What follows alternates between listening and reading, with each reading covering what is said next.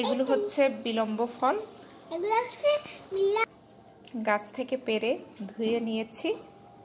এখন বিলম্ব দিয়ে পিনিক ভর্তা, বিলম্ব ভর্তা বানাবো আজকে, বা বিলম্বের পিনিকও বলা যেতে পারে। হামানদিস্তা দিয়েছি, এখন এই হামানদিস্তা দিয়ে ছেঁচে নিব।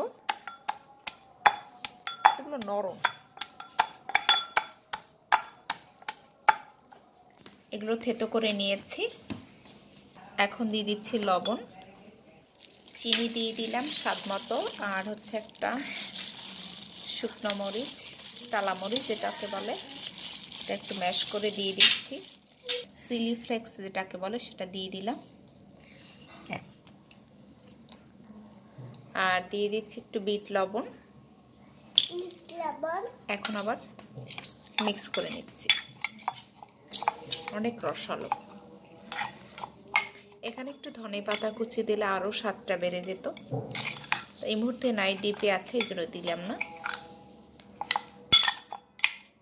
ব্লেন্ডার দিয়ে কিন্তু ব্লেন্ড করা যাবে না, একটু আস্তে আস্তে থাকবে, সেটাই খেতে মজা।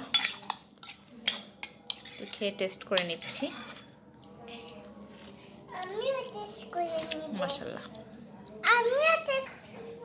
রেডি হয়ে গেল বিলম্ব ফলের পিনিক বা বিলম্ব ফলের ভর্তা, যে যাই বলি কিনা না কেন।